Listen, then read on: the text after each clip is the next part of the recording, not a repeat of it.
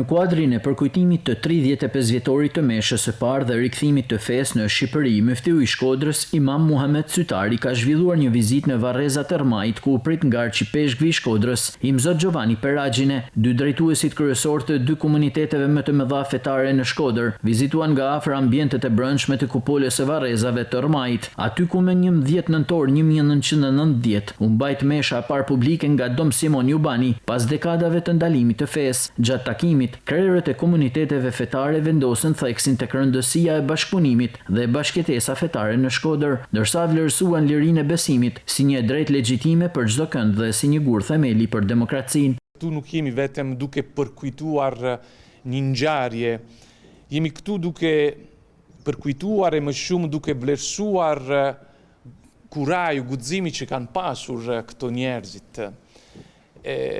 Besoj që akoma sot ne kemi nevojë për njerëzit guximtar, sepse akoma sot kemi nevojë të luftojmë për lirinë, luftojmë për dinjitetin e njeriut.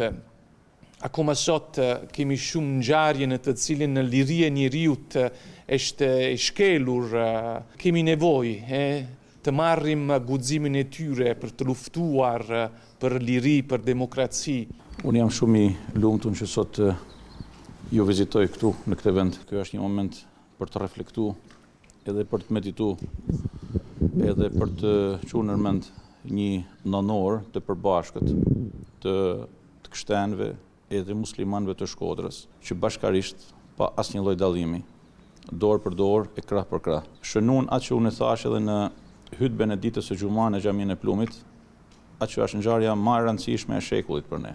Unë mendoj se ne sot jemi në një vend, edhe po përkujtojmë bashkarisht në këtë muaj të begat për të gjithë ne, një shkëndi që nuk shuhet asnjëherë të një qytetërimi vlerash. Më herët arqipeshkvi Imzot Giovanni Perragjine ndërmori një vizitë historike në xhamin e Plumbit në kuadër të 35-vjetorit të Meshës së parë dhe të faljes së parë pas diktaturës, ngjarje që shënojnë rikthimin e lirive shpirtërore dhe hapjen e një epoke të re për besimtarët. Vizitat e ndërsjellta të arqipeshkvit dhe muftiut janë një kujtesë gjallë se paqja nuk është vetëm një fjalë apo një aspirat, por një mënyrë jetese.